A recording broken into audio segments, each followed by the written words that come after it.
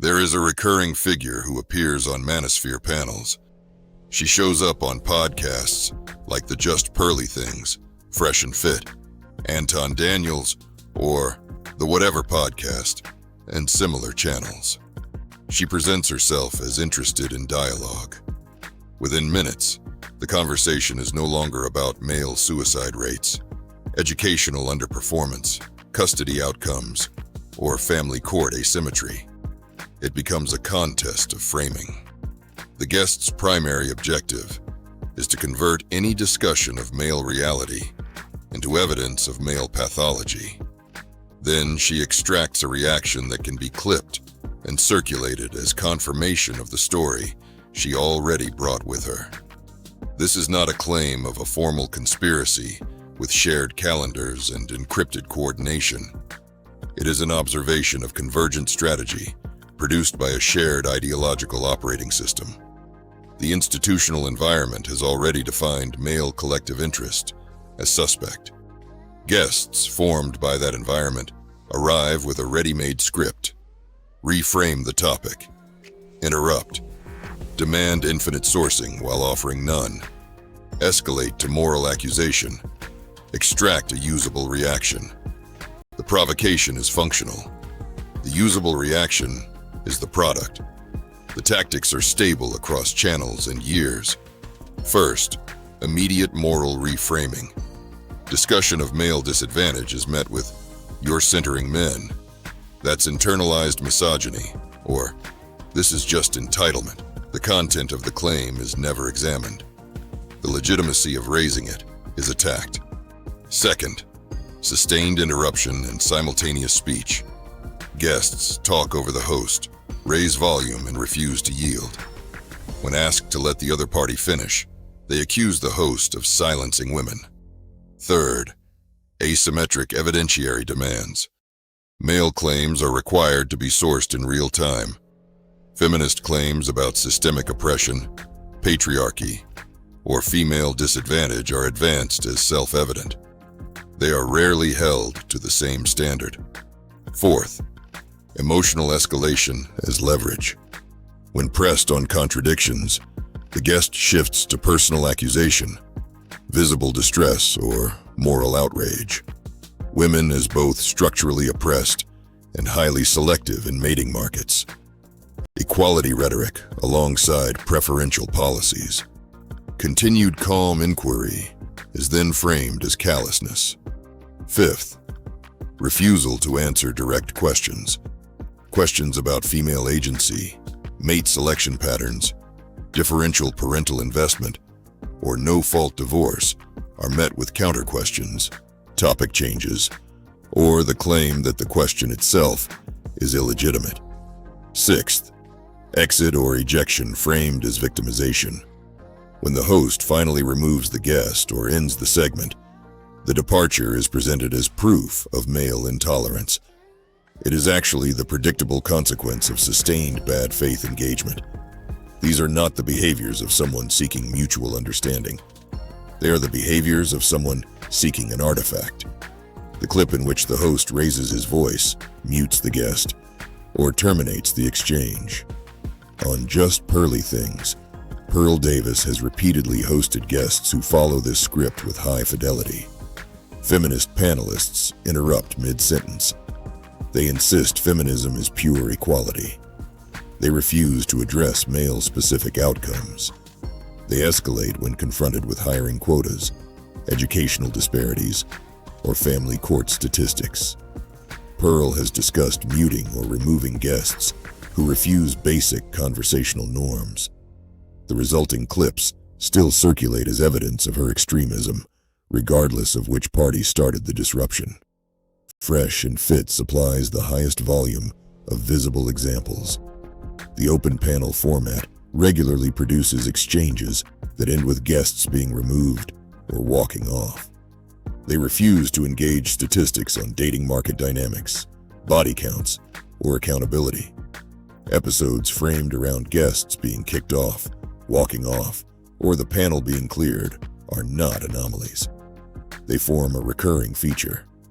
Guests shift from personal discussion into accusations of misogyny The moment male selectivity or female patterns are examined, the host's firm boundary enforcement is then clipped, often without context. It is presented as proof of the pathology the institutional narrative requires. Anton Daniels and the Whatever podcast encounter the same pattern in call-ins and panels. Guests open with claims that patriarchy exists solely because men got their feelings hurt, or that red pill analysis is inherently toxic. They decline to engage data on father absence, educational gaps, or differential power in the sexual marketplace. When the host presses for consistency, the exchange rapidly becomes personal and accusatory. The consistency is the data point. Different hosts, different formats, different years, yet the same sequence appears. Reframing, interruption, selective sourcing, escalation, and victim exit. These panelists are rarely high-profile academic theorists. More often, they are mid-tier content creators, local activists, or women who have fully internalized the dominant institutional framing of gender relations. They treat that framing as settled moral truth. Their confidence is high. Their willingness to update on contrary evidence is low. Many display classic markers of ideological capture. The belief that disagreement itself constitutes moral defect, and that the correct response to uncomfortable patterns is not investigation, but reframing and pressure. Some are sincere. Others understand the performance value. In either case, the functional result is identical. The panel is converted from an examination of male reality into a demonstration that men discussing their own interests must be managed, corrected, or expelled. The strategy works because the surrounding institutional environment has already prepared the ground. Male disadvantage is treated as either non-existent or self-inflicted. Male advocacy is pre-labeled as supremacy or toxicity. Therefore, any visible friction on a Manosphere panel can be interpreted, without further evidence, as confirmation of the prior. The activist guest does not need to win on the merits. She only needs to generate the reaction that the existing narrative can absorb and recirculate. This is projection at scale.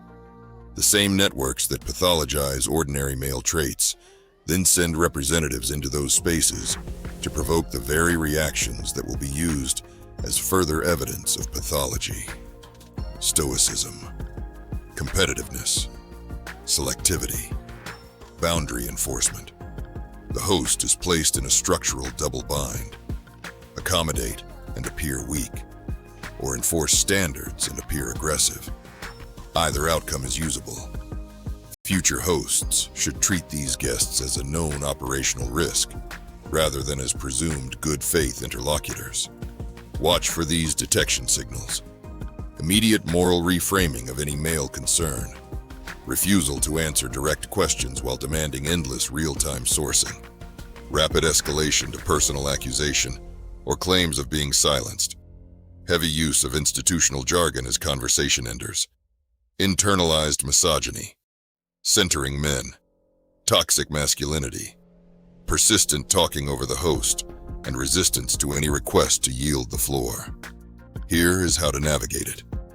State clear conversational rules at the outset and enforce them early. One interruption warning is sufficient.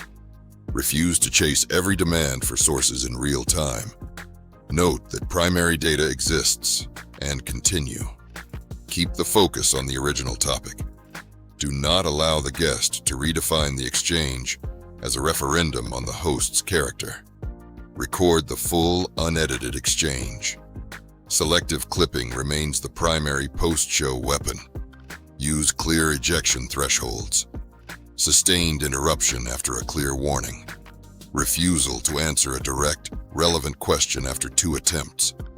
A shift from substantive disagreement into personal moral condemnation of the host or audience. Any attempt to convert the panel into a platform for pre-scripted activist talking points that ignore the stated subject. When the threshold is crossed, End the segment cleanly and without extended justification. Prolonged argument after the decision supplies additional footage. State the reason once. This is no longer a productive exchange. Then move on. The audience that values clarity will understand. The audience that does not was never going to be persuaded by further patience. The pattern is real, observable, and functionally coordinated by shared ideology, even in the absence of formal conspiracy. Feminist activist guests on Manosphere panels repeatedly deploy a stable set of tactics. They reframe male concerns as pathology. They provoke usable reactions. They exit as the injured party. The strategy depends on an institutional environment that has already decided male collective interest is presumptively illegitimate. Hosts who continue to treat every such guest as a good faith partner will continue to supply the very evidence the narrative requires. Clarity is the corrective. Recognize the behavioral signature early. Enforce conversational standards without apology. Remove guests who demonstrate they are not present to examine reality, but to police it. The alternative is to remain a reliable source of clips for those whose project is the continued pathologizing of male self-advocacy. For more insights like this, support this channel. Thank you for viewing.